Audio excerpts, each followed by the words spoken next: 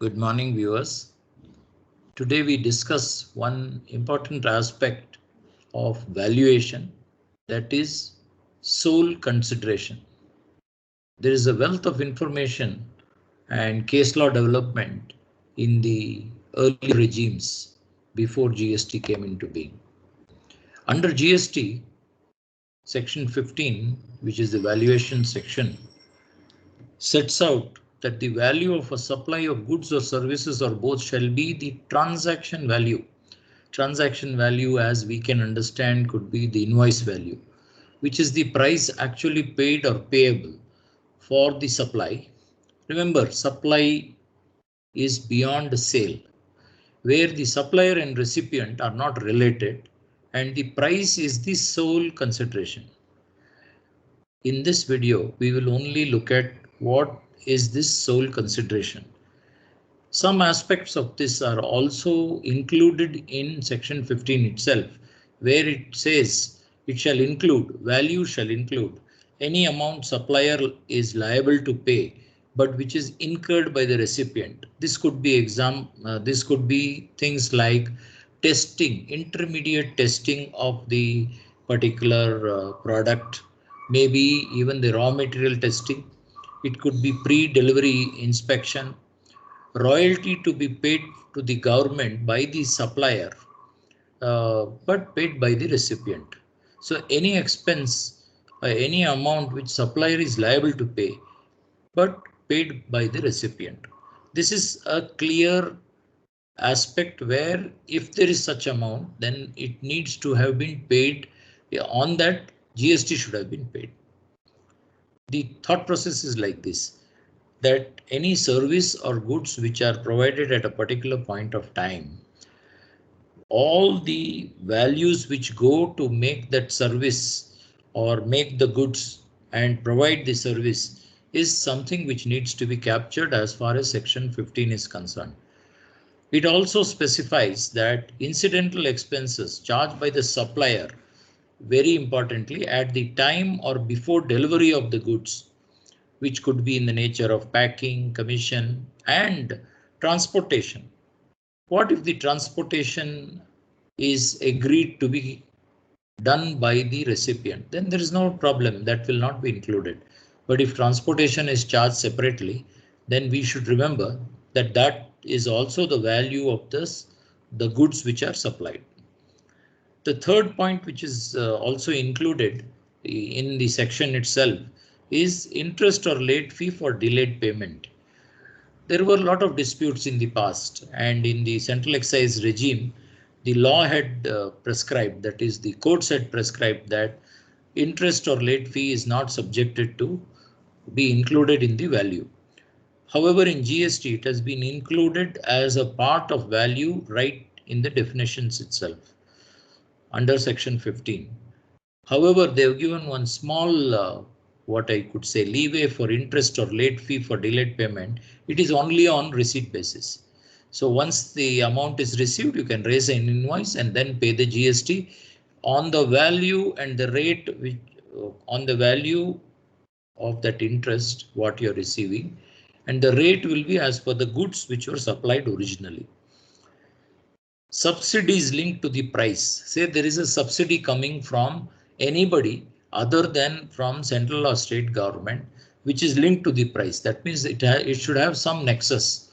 So if there are group companies, group company A supplies the goods and a subsidy is given by B, then obviously that subsidy which is given by B should be included in the value of the goods, and that's why that needs to be included. These are what is available within the section. What is not available within the section, what we can understand from the past. Let's look at some of those transactions. So the possibility of additional consideration where all it can happen in normal trade industry. Remember, goods and services are there. So the first one could be reciprocal arrangements. You supply me steel and for my house, and I give you 5 years of consultancy under GST free. This is a reciprocal arrangement. In this case, the supplier of steel also has to pay the tax, and I also have to pay the GST. Both have to pay. We cannot just set it off and be done with it. This is one possibility. Remember, I have given you goods for services. It could be goods for goods, which is a barter, or services for service. I get into an arrangement with maybe a lawyer saying that you take care of all the legal aspects for my clients and I will take care of all the GST aspects for your clients, and we will not bill each other. Now this also will be a reciprocal arrangement. Both of us need to charge the GST. Of course, for the lawyer, it would be under reverse charge if he is not a corporate concern. Next is, if there is any flowback of profit to the supplier indirectly, how can this happen?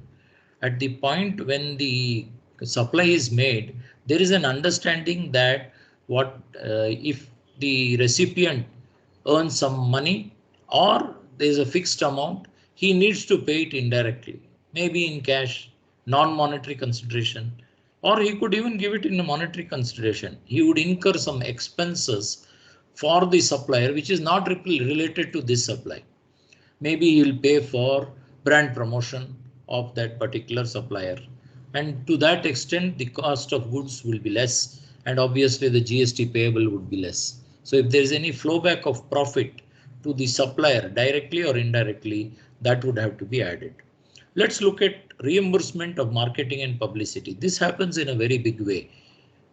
What can happen is that in the course of the supply of goods, say it is an item, consumer durable item like a TV or a fridge, then there is a huge amount spent on marketing and publicity.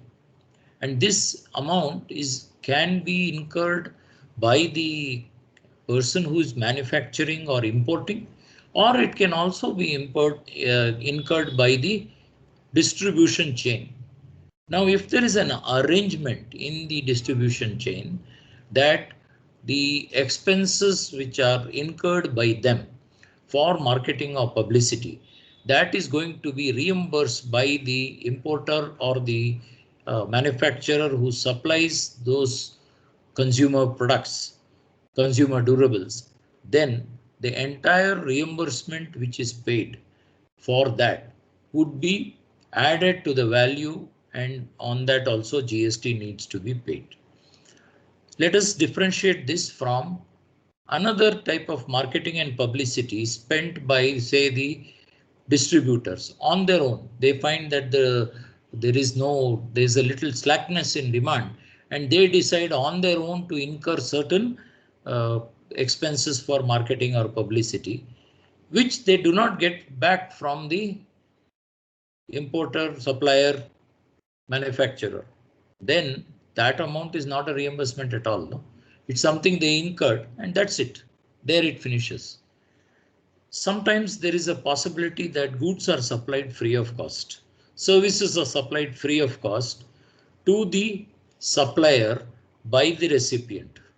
Now here you have to be very careful that immediately we need not jump into on the conclusion that anything provided free of cost should be added to the value. We have to examine whose obligation it is. For example, there is a contract for 4 crores for building a commercial complex. And then there is a subsidiary understanding that the recipient will supply the steel and cement because he has some doubt on the contractor who's doing the job, or the contractor does not have money and asks for huge advance. So at that time, the recipient, to safeguard himself, provides these free of cost. What is the contract amount? Contract amount is 4 crores. 1.5 crores of steel and cement is supplied free of cost. What would be the value? In such cases, the value of this contract would be 4 crores because it was the obligation of the supplier to have incurred those expenses, which he did not incur. and instead the recipient incurred it. Let's take a second example of the same type of contract. There is a contract for 2.5 crores for putting up that construction. And very clearly it says that the steel and cement supply will be by the supplier. Very sorry. That will be by the recipient, who is obligated to provide it. In this case, the obligation is not on the supplier, and therefore the value of the contract will be 2.5 crores and the cost of steel or cement will not be added. These type of issues have come up for supply of molds and dies. There are very good articles on Tax Guru, CA Club India, which could give you some clarity on this. There is also possibility that interest-free advances are given. If the advance is something which is normal in trade, like a small security deposit, then it will not be added to the value.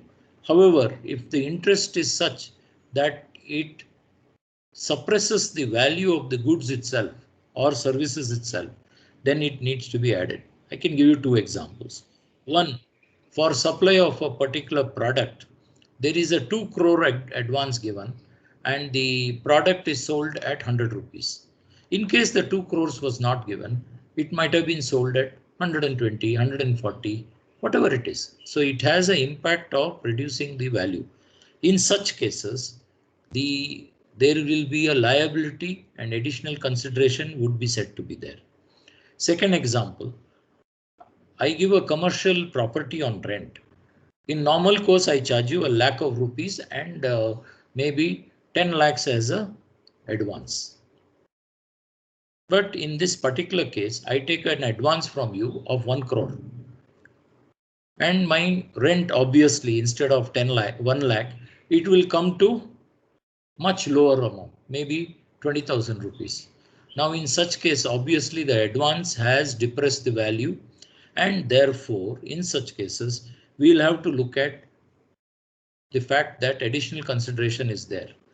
What is the additional consideration here? In the other cases, we had that value of goods or the flow back of profit or the reimbursement or that value of the free of cost item.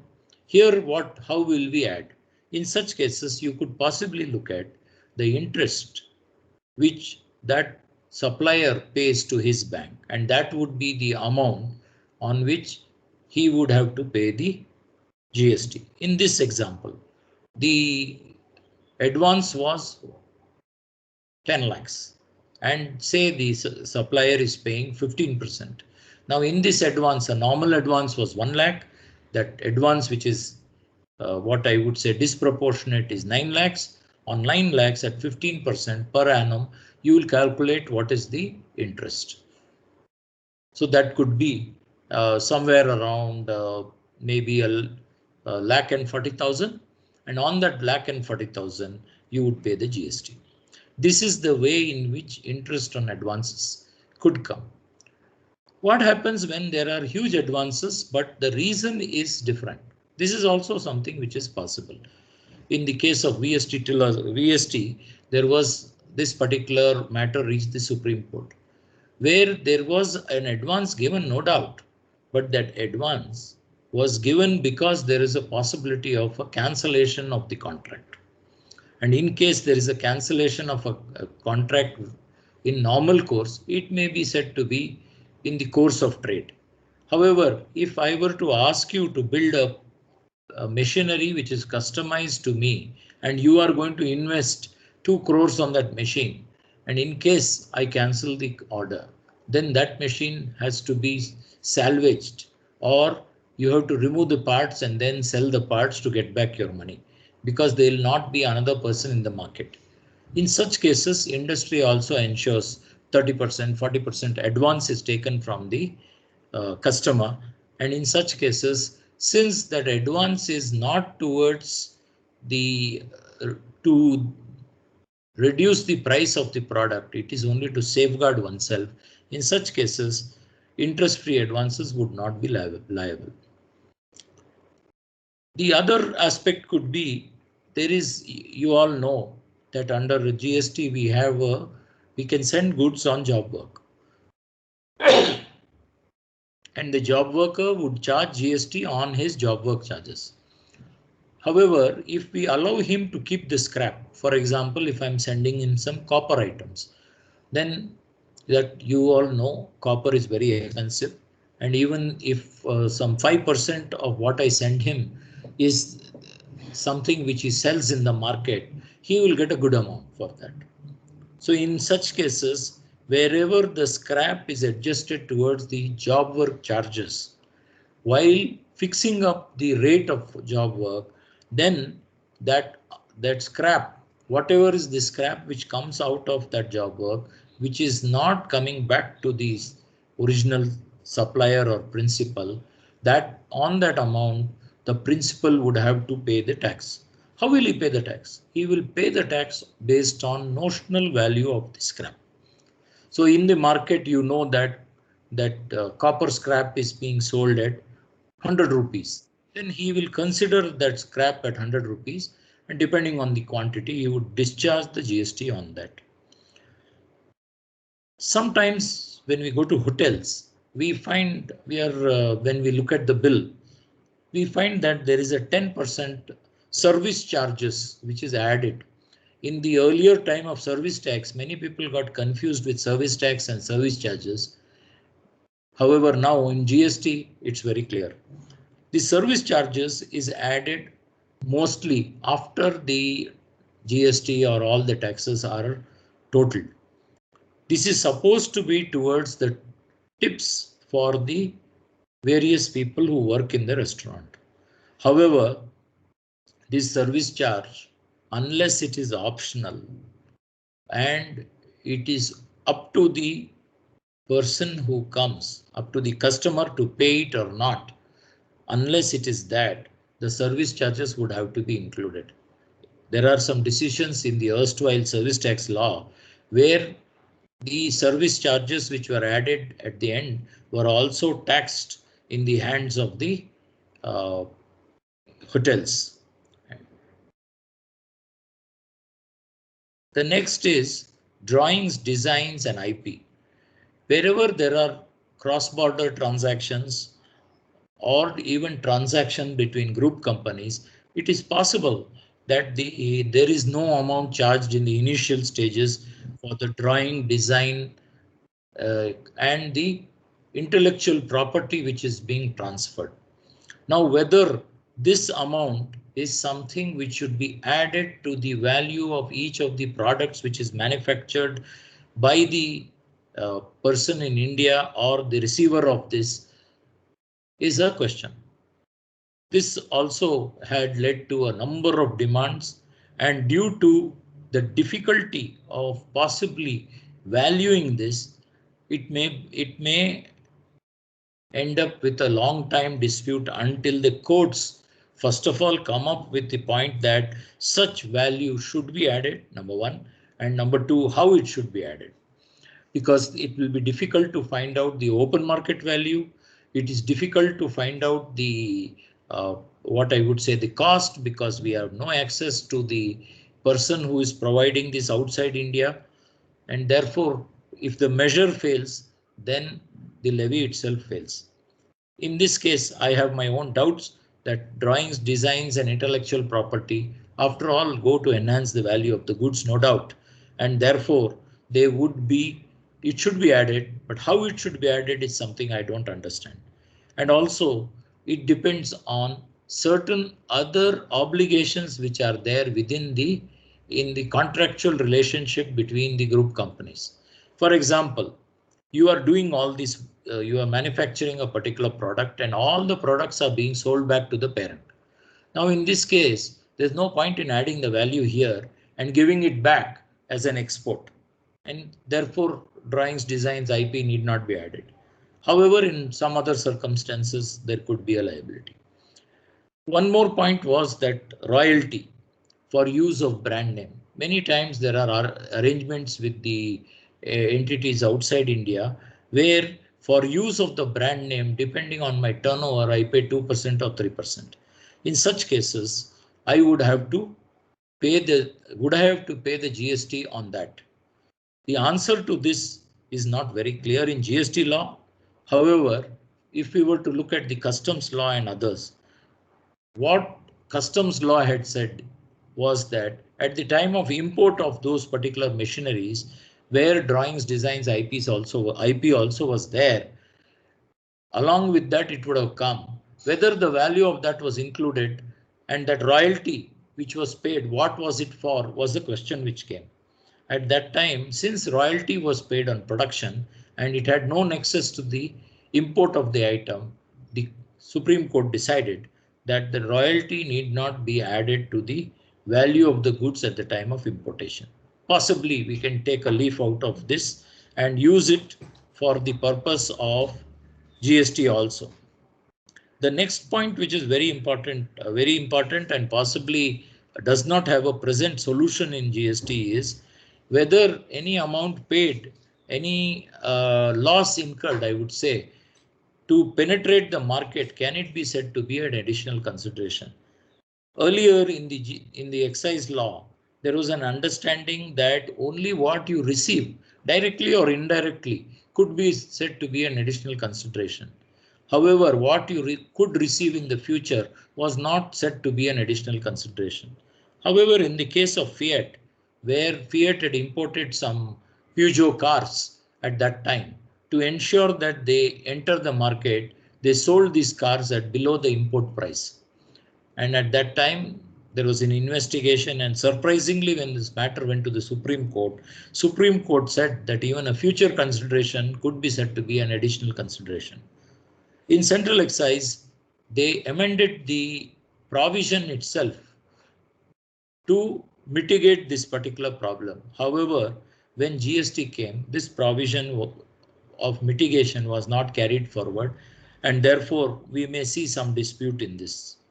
These are some of the aspects of additional consideration, and the object of this particular video is that we could look at these aspects at least when we do the audit or when we give advice on valuation. You know that the audits are going to be done in this month. Possibly there'll be extension, possibly they won't be. This particular video is dedicated to those who may need quick advice, and therefore we have done this short video. We also have the recording of valuation. If you wish to know higher aspects or advanced level of valuation, you could possibly come to the YouTube and search for the same. Thank you very much for a very patient hearing.